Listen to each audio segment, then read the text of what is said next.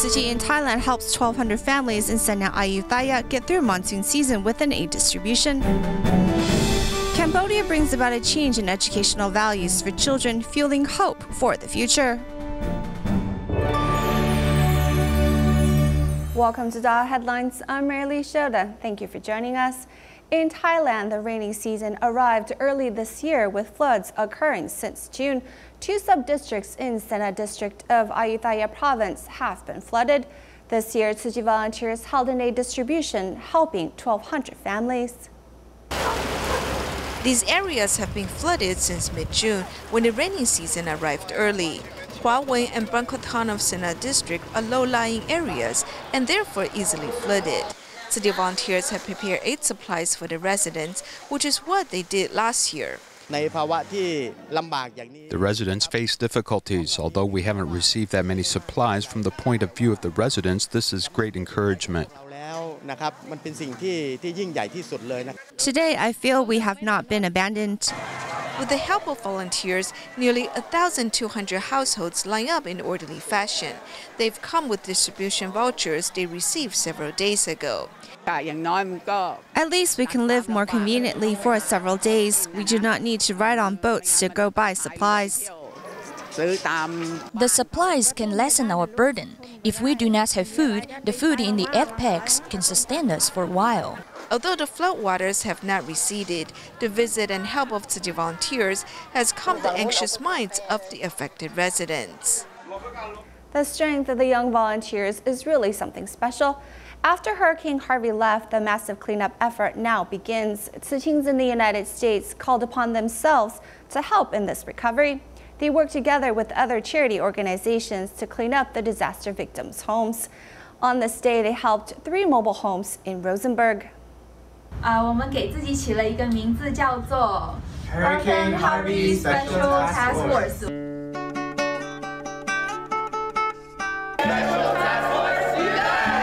The Special Task Force, made up of Tzu Chis and other young volunteers, set out for their mission early in the morning. The 3 mobile homes are all damaged by Hurricane Harvey. Charlie's like 6 feet off the ground, and he got another 5 foot.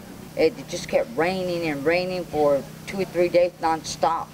So they wasn't giving the water to recede, and the ground was bubbling because it was so saturated, and it looked like a lake because it affected the family. So, you know, there's nowhere else to go. My name is Mike Taylor. I'm from Delaware, and a lot of volunteers all around All Hands come from different places in the world. We have people from England, Germany, Australia who all come from different backgrounds and want to come and help out. The All Hands NGO is an organization specializing in helping people in need to clean up or rebuild their homes after a disaster. They treat others suffering much like their own and clean up this mess with their hands. After ripping out the waterlogged wooden flooring, nails have to be removed, as well as the insulation. In helping someone in need, tasks are not broken down by gender, as all are welcomed. Just kneeling here, not doing anything, is tiring on its own. I felt if no one came to help then this family of 2 cannot take care of this on their own. This help is really needed and meaningful. You feel sad because you see everyone's possessions got washed away, these homes got destroyed. So it's not necessarily happy, but it is rewarding and gratifying to help them because they're in need. I do believe that when helping hands, God sent those angels to come and help me out. The filth on one's body is symbolic of the love poured in. Oh, this is all mud. That's it. It's not too bad. We have a lot of protective equipment. There's eye masks if we're inside. They have hard hats, so everyone's safe. Safety is first. If an injury occurs, it is quickly taken care of. I was standing on a board and I missed, then I fell down and hit my head. I'm still conscious. I'll see, they might not let me in anymore. They told me to rest. After treating his head wound, Tom Lee was sent to the hospital for tetanus shots. On the forefront of cleaning, Tzu Chis and the young volunteers do their best they can while helping these victims, learning as they go. I'm here, I'm living, I wake up, I get to see the sun, so it's a blessing. On September 10th, 117 first responders from Dickinson, Texas, received Tzu Chi's aid post-Hurricane Harvey to help them begin the long process of rebuilding. Next, we have some responses of the distribution efforts from the recipients themselves. Today was the best of the best. We had Tzu Chi was giving our first responders all a gift card and a recycled blanket, which is fabulous. I am here receiving some of the generosity from the Tzu Chi Foundation. It's been amazing working with everyone here. During the flood, we couldn't leave our neighborhood for 2 days. Once I was able to finally get out of the neighborhood, I went to work. I got right on the boat and started rescuing people out of their houses. I think we had probably about 15 boats down here, and we just started rescuing people. Go house to house. We just did that all day long. I got this call this morning, actually last night, say, hey, Chris, I need you to go down to Dickinson to do some volunteering. I say, sure. It's an honor. I mean, they are there for us all the time. And now their house is being flooded too. So they need our help too, as much as they've been helping us. Also, there's a meal from Taiwan, and I'm ready to eat that now. For most of the public, they're anonymous. Today, they got that recognition that they so well deserved. For me to go out and help somebody and to get the same kind of help back is really, I really can't explain how good it feels to have somebody else give you something for nothing. A Hurricane Harvey relief distribution was held at a church in Richmond to benefit the local community as well as residents of Rosenberg. The 8 items include cash cards and Tzu Chi's eco-friendly blanket, giving 56 families the much-needed financial aid and emotional support that they need during this rebuilding period.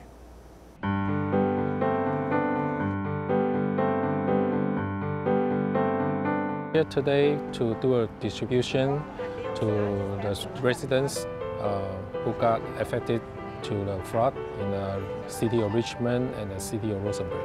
They helped us with $600 for my family. It's wonderful. We're going to buy clothes, which is what got soaked, and other most necessary things such as uniforms for the kids and food. I can tell you that even though we apply for FEMA and there are funds that may be available later, this money will actually help now with temporary housing as well as getting some of the supplies that we're needing. My husband has a disabled sister that lives with us. That will benefit her as well as us. We'll use it for food. That will help us tremendously. Fire marshal this morning actually handed me the paper to come here.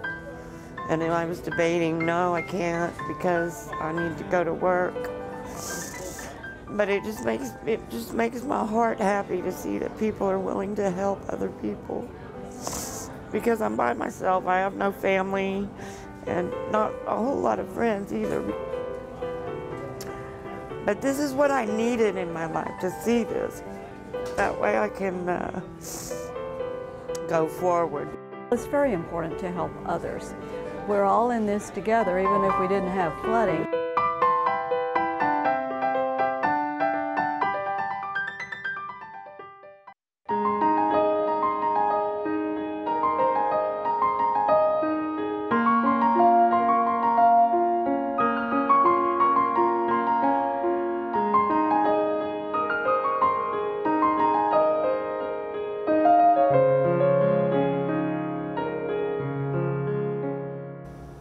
Throughout the ages, the only opportunity for disadvantaged groups at the bottom of the social pyramid to improve their lot was through education.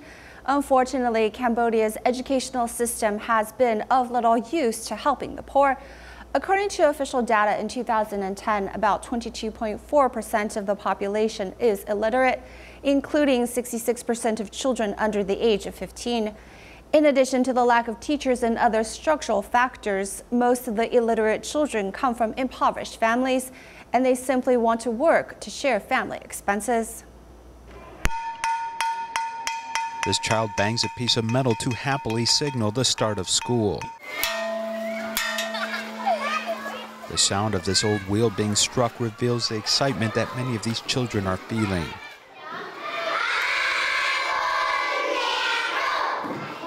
While these school buildings are old and the environment poor, each of these little heads is quite clear. They're happy to attend school. Those under the age of 14 in Cambodia account for about 5 million people. Some 40% of this population live under the poverty line, and only 6 out of 10 children have graduated from elementary school. Previously, parents want their children to help on the farm or at home or help with the housework. Later, they gradually learn that the importance of education and sending their children to school. Education was the only way for the poor to improve their standing, but during Cambodia's civil war, intellectuals and teachers were massacred, causing a major rift in education. Finding teachers here is very difficult. This is a poor village, and we made an appeal to officials to express our needs, but we weren't able to find someone that could meet our expectation.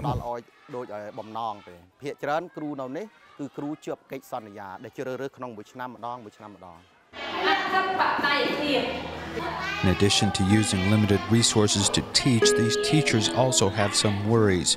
Take, for example, the case of a certified teacher with 27 years of experience. In 2000, the monthly salary was just $25 US, but it slowly increased to $200 US in 2017. If you calculate everything and add it up, earning $200 US a month is not enough, as raising a family costs a minimum of $500 US.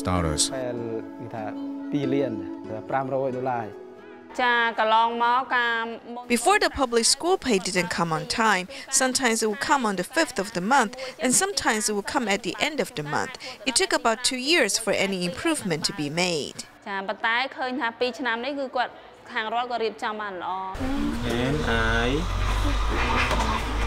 This has led some teachers to seek other opportunities or ways to become self-reliant, even charging students extra tuition fees for extra lessons or private school courses. Cambodia's education system faces a congenital structural problem with a high student dropout rate, as many find it difficult to concentrate on school.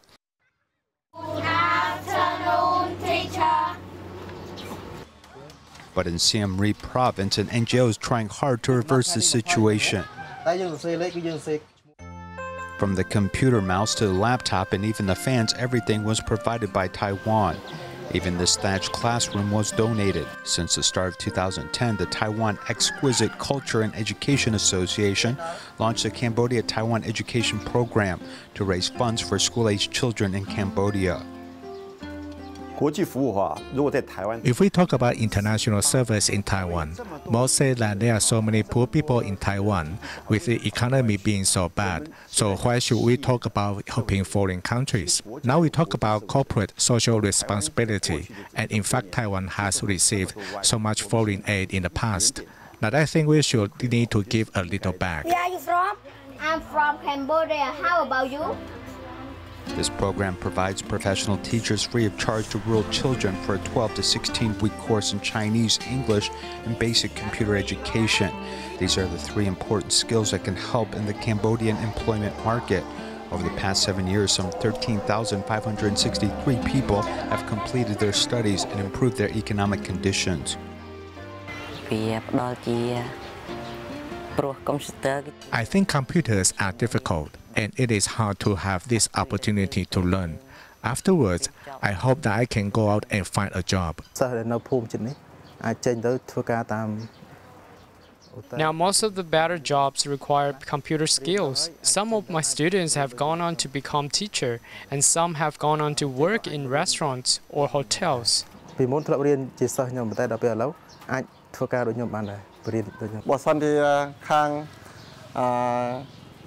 If not for the people of Taiwan, then we will not be able to learn about computers and wouldn't have any particular knowledge about this subject. No one is perfect, but practice makes perfect, as these local citizens are hoping to overcome the tragedy of their past history. Many are simply waiting for a chance. They hope that Taiwan's skills and strengths can help these Cambodians become the masters of their own future.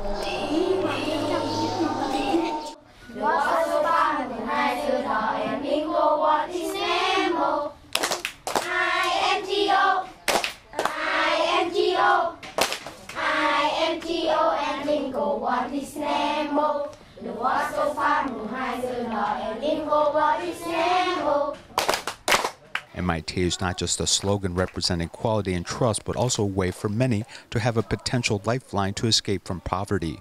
Yes. Okay, goodbye. Goodbye, teacher. See you tomorrow. Okay, thank you. Thank you, teacher. With the help of Tzu Chi, Taiwan's Council of Agriculture has been providing rice to people in need in different countries for many years now. This year, Tzu Chi has held 3 rice distributions in 2 districts in Phnom Penh, Cambodia, benefiting more than 2,000 impoverished families. The rice from Taiwan has arrived in Cambodia in large container trucks. They will be distributed to residents in Kanton Kork and Kaminchi of Phnom Penh. With sincere hearts, let's pray for people in the United States, Mexico, and India, since they are facing disasters now.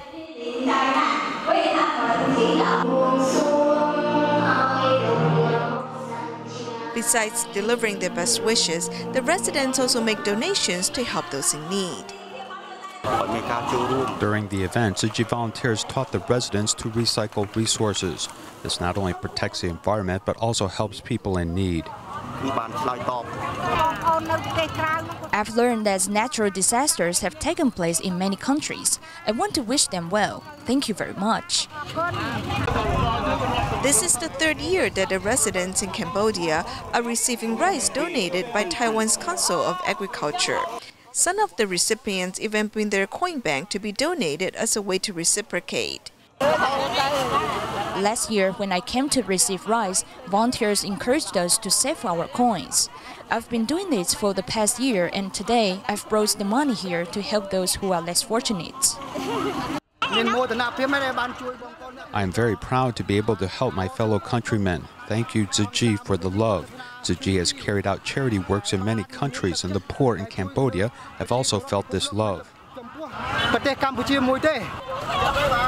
The 3 rice distributions benefited more than 2,000 impoverished families, helping them with their daily living as well as enriching their minds. In Turkey, among the Syrians who fled their home country, there are many talented young people. In our next report, we meet 28-year-old Basil Khalil, who majored in information engineering back in college. He has digitized the registration and medical records at the Tzu Chi's Free Clinic Center, as well as the refugees' information, improving the efficiency of aid distributions.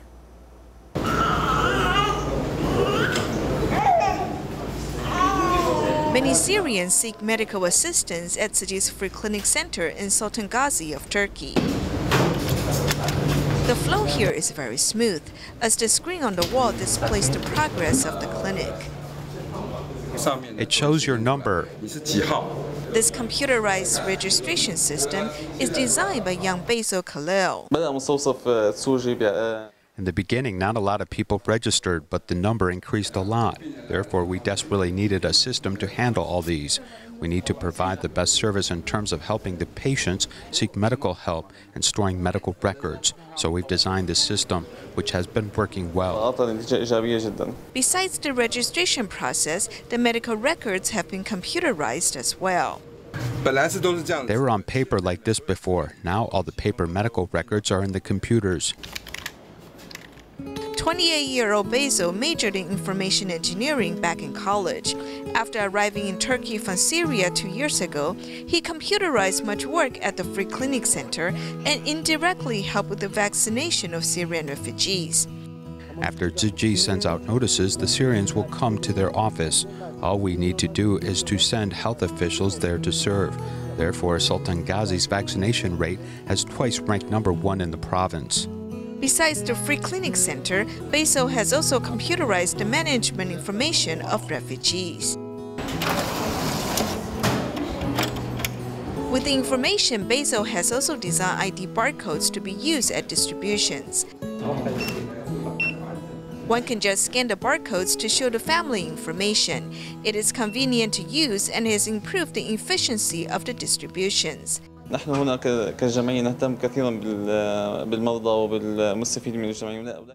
We care about the patients and their families and hope to find the best way to serve them. Therefore, we kept developing our system to provide the best service. تيسير أمورهم. وأيضا تنظيم المعلومات ووجود الدقة أكثر وأكثر. Basil actually works at one of the campuses for Tzu Chi's Menahal Primary and Secondary School as the vice principal. Being the vice principal at the school, Basil interacts with the students as if he's their big brother. I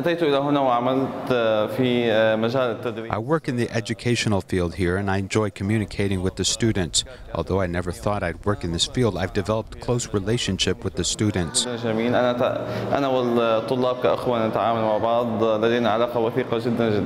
Basil never imagined that after coming to Turkey, he'd be working at a school. Nevertheless, for the past 2 years, he has learned and grown a lot. Working in the educational field, I've discovered its beauty. Looking at the innocent students, I've learned a lot from them.